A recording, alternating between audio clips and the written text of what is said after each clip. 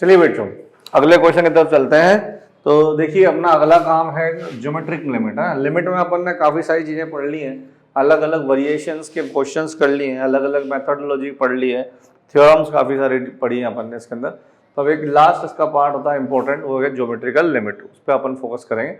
आइए इसको समझते हैं एक क्वेश्चन है ना।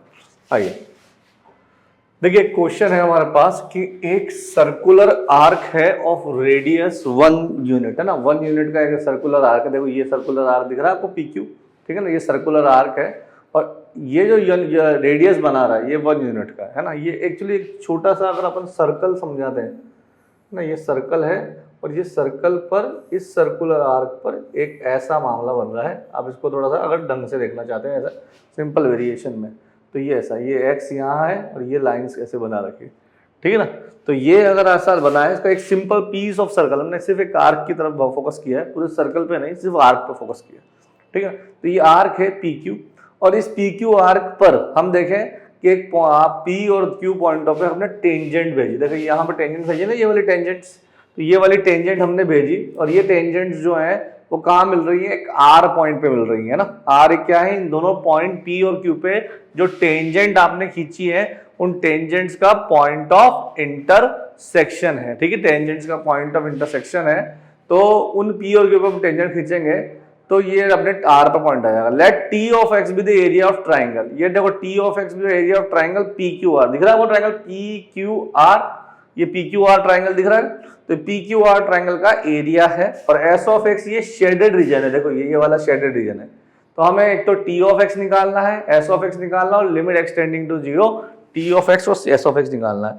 अब देखो बेटा ज्योमेट्रिक लिमिट में ना मेनली बात ज्योमेट्री से समझ में आई रही है, कोई ना कोई ज्योमेट्री हमको इसमें सेट करनी पड़ेगी और वो ज्योमेट्री का कॉन्सेप्ट ही हमारा लिए इसमें कवरिंग पॉइंट होता है ना।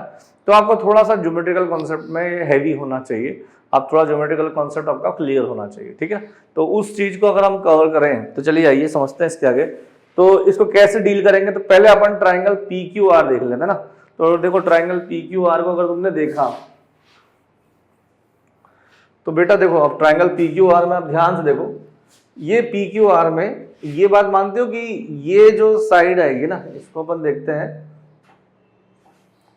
ये देखिए ये वाला और ये वाला, ये साइड दोनों इक्वल है कि नहीं, है ना। ये दोनों साइड इक्वल रहेंगी। भाई देखो बताया था ना एक सर्कल के अगर आपने बाहर से, ये सर्कल है और इस पर अगर आपने बाहर से टेंजेंट खींची, देखो ये टेंजेंट खींची, तो ये टेंजेंट बराबर होंगी कि नहीं होंगी, ये टेंजेंट बराबर होंगे ना। तो ये ऐसे ही यहाँ PR और RQ क्या है, कॉमन है। PR और RQ क्या है बेटा, कॉमन है ना। चलो तो ये एक तो हमें ये कॉन्सेप्ट पता पड़ गया यहाँ पे कि PR is equal to RQ। PR is equal to कितना आ गया बेटा, RQ। PR अगर RQ के बराबर है, और आप ध्यान से देखिएगा क्योंकि एक ट्राइंगल, एक जब सर्कल बनाते हो ना आप, जैसे मैं आपको एक सिंपल सी बात बताता हूँ, देखिए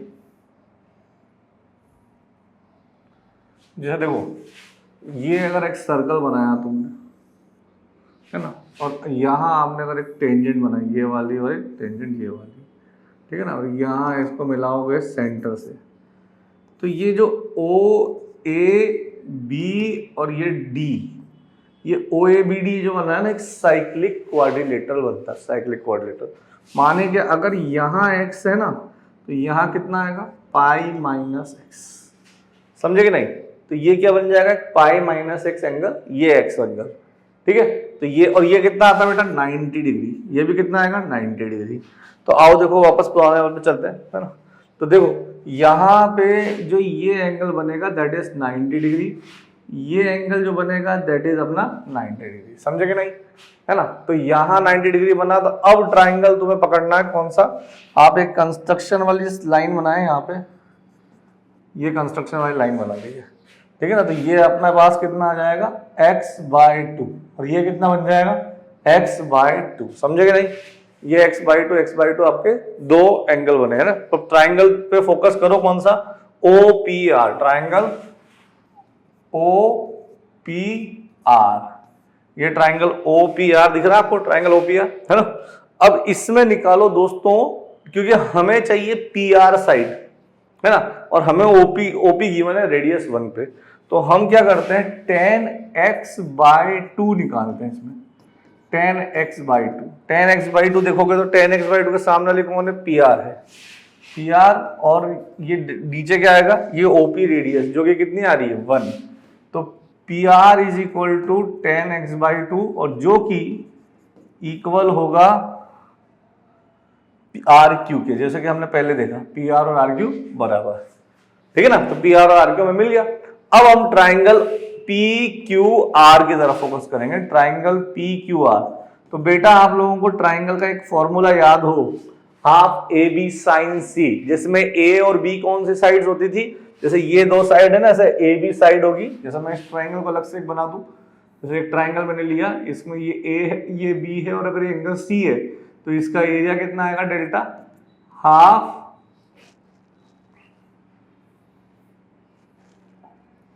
ये आएगा delta half AB sine C, ये आपका एरिया आता है।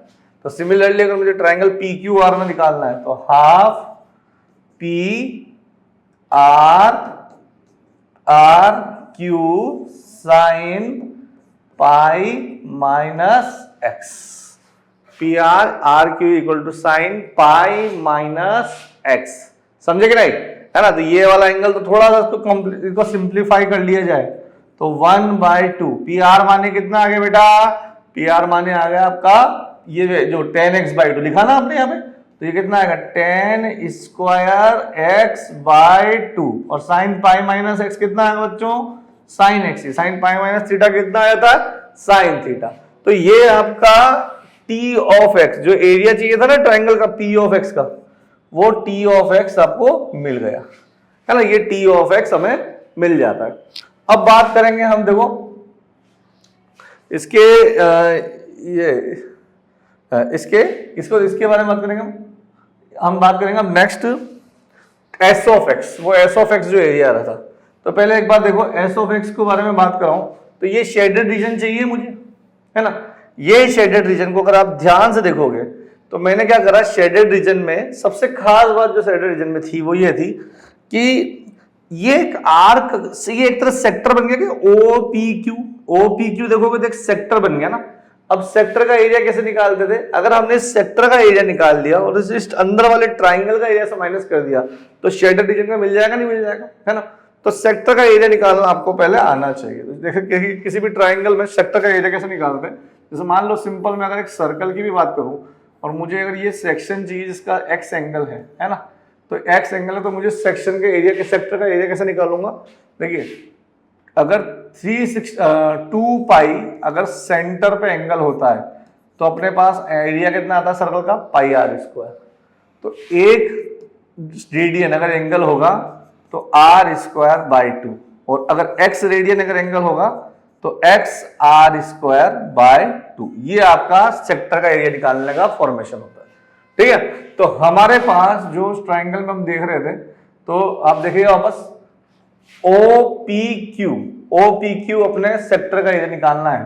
तो अगर मुझे वो शेडेड पार्ट का एरिया निकालना था तो S ऑफ x का एरिया है एरिया ऑफ सेक्टर OPQ, है ना, माइनस देखो OPQ का सेक्टर, है ना, और A माइनस करना ये OPQ ट्राइंगल का एरिया, ठीक है ना, OPQ, तो एरिया ऑफ ट्राइंगल OPQ, ठीक है ना, OPQ का एरिया हमें माइनस करना है, ठीक है। तो अब पहले सेक्टर का एरिया अपन ने भी सीखा कि x r स्क्वायर बाई 2 होना चाहिए, तो अपने इस वाले में भी x ही है एंगल तो, और r कितना है 1, तो 1 स्क्वायर डिवाइड बाय 2, ये हमारा इसका एरिया आएगा, किसका है ये, सेक्टर का एरिया है, ठीक है। और ट्राइंगल का एरिया लेना है तो ट्राइंगल का तो अभी अभी अपन ने फॉर्मूला सीखा, हाफ AB साइन C।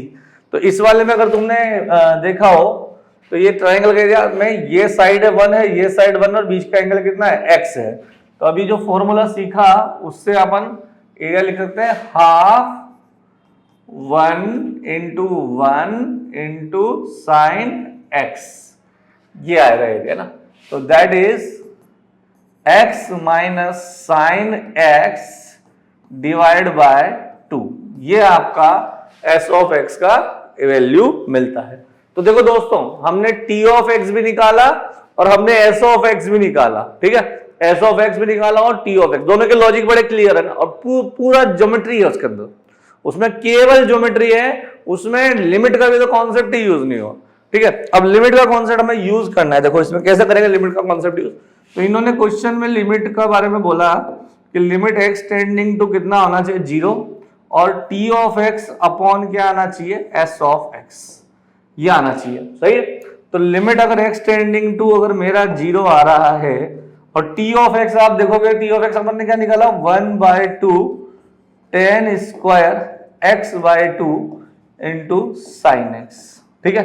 और डिनोमिनेटर में हमारा ये कितना आ जाएगा, x minus sine x divide by 2, ये 2 से पहले तो ये 2 से हटा दो, ठीक है ना, यही फॉर्मेशन बन रहा है। तो देखो भाई, इसमें ये पहले 2 से हटाओ, है ना। अब देखो इसको मैं अलग से निकाल देता हूं, limit extending to 0 tan x by 2 है, तो मुझे यहां x बाय 2 का स्क्वायर सेटल करना पड़ेगा, राइट। और यहां साइन x है, तो यहां साइन x के नीचे x का वैल्यू सेट करना पड़ेगा, ठीक है। अब देखो गिनते जाना है ना, गिनते जाना, यहाँ x बाई 2 है तो यहाँ 1/4 ऊपर दिया होगा, ठीक है ना। तो ये 1/4 हमारा अलग से ड्यू है ना, ये 1/2, बाकी x क्यूब अभी एक्स्ट्रा चल रहा है। तो x क्यूब को हम क्या करेंगे, x minus sine x by x cube, x minus sine x by x cube, ये हमारा इसका सेटलमेंट आ गया। अब x माइनस साइन x और tan x by 2 upon n x by 2। अब देखो दोस्तों, तो अब अगर मैं यहां से इसको सॉल्व करना चाहूं तो देखो यार दोस्तों, ये तो 1 चला गया, ये भी 1 चला गया और ये चला गया बेटा अपना स्पेशल लिमिट होता है ना, कितना होता है, 1/6। तो एक तरह से आपका आंसर आ गया 1/4 डिवाइड बाय 1/6, तो कितना है 6/4, दैट इज 3/2। ये इसका परफेक्ट आंसर है, यानी कि इसका आंसर आना चाहिए अपना 3/2। ये हमारा परफेक्ट आंसर आया, समझ में आया बेटा। तो ये इस तरह का अगर ज्योमेट्रिक लिमिट आ जाए तो अपन को ऐसा डील करना है, मतलब ज्योमेट्रिक लिमिट में हम ज्योमेट्री से ज्यादा जूझेंगे, है ना। लिमिट का कॉन्सेप्ट तो अपने जो बहुत सारे अपन ने पढ़े हैं, वो सारे कॉन्सेप्ट लिमिट के हमने इसमें कवर किए है ना। अच्छा देखिए, अब अपना ये चैप्टर अपना यहीं तक खत्म हो जाता है, लेकिन एक काम, अब अपन इसका सिग्निफिकेंस समझते हैं। पहले देखिए कि हमारा जेई में इसका क्या सिग्निफिकेंस है। तो जैसे कुछ चैप्टर होते हैं बेसिक चैप्टर, जिन पे अगले चैप्टर का स्ट्रेंथ खड़ा होता है ना, तो ये जैसे लॉगरिथम हुआ, है ना, इनइक्वालिटी हुआ, मॉडुलस हुआ, ऐसे कैलकुलस में वो जो बेस चैप्टर है वो एक्चुअली फंक्शन है, लेकिन लिमिट को भी अपन उस बेस चैप्टर के अंदर कंक्लूड कर सकते हैं, क्योंकि लिमिट वो कॉन्सेप्ट है जिससे बहुत सारे क्वेश्चन कनेक्ट होते हैं, बहुत सारे फॉर्मेट कनेक्ट होते हैं, ठीक है। तो लिमिट को अपन ये बोलना चाहिए कि लिमिट का हमारा सबसे ज्यादा इंपॉर्टेंट पार्ट जो है वो यही है कि इससे आगे के बहुत सारे चैप्टर कनेक्ट करते हैं। हमने वेरियस फॉर्म्स ऑफ लिमिट्स पढ़ी, हमने various forms of solution of limit पढ़ी, हमने लिमिट्स को अलग अलग तरीके से सॉल्व किया, है ना। हमने एल्जेब्रिक मेथड में सॉल्व किया, डायरेक्ट सब्स्टिट्यूशन किया, फिर हमने फैक्टराइजेशन किया, रैशनलाइजेशन किया, बाइनोमियल लिमिट लगाई, बिल्ट-इन लिमिट लगाई, है ना, अलग अलग स्पेशल केसेस लिमिट लगाई, one sided form of limit लगाया, है ना, अलग अलग सैंडविच थ्योरम लगाया, स्क्वीज प्ले थ्योरम लगाया, 1 टू द पावर इन्फिनिटी को कैसे सॉल्व करते हैं वो लगाया, और अलग अलग फॉर्म्स को अपन ने कंक्लूड किया, है ना।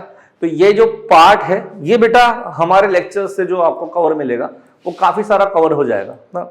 लेकिन हमें अगर जेई पर्पस पे इसको बहुत अच्छा करना है ना, मेंस के लिए बहुत अच्छा करना है, तो इसमें प्रैक्टिस की बहुत जरूरत होती है। तो एक स्टैंडर्ड मटेरियल का हमारे हाथ से होना बहुत ज्यादा जरूरी है। तो केवल हम लेक्चर से पढ़ के आपको समझ में आएगा, लेकिन आपके क्वेश्चन थॉट डेवलप करना, इनके लिए हमें प्रैक्टिस की बहुत ज़रूरत होती है। तो इनके लिए आपको मटेरियल है, उस मटेरियल को बहुत ढंग से करिए और उसके डिस्कशन ज़रूर करिए, है ना। तो इससे आपको बहुत सारी कहानियाँ मिल जाएंगी और बहुत सारे अलग अलग फॉर्मेट हमने कवर करे हैं, तो वो कवरेज भी आपको दिखेगा उसके अंदर, ठीक है। और इसको अच्छे तरह से समझिएगा। मुझे लगता है आपको लिमिट का ढंग से मैंने पूरा आपको ट्राई किया कि हर चीज़ आपको समझ में आए, है ना। इसको पूरा रिवीजन करिएगा, लेक्चर्स अच्छी तरह से बनाइएगा, है ना, और फिर हम अगले चैप्टर में मिलेंगे, ठीक है। तो best of luck and God bless you.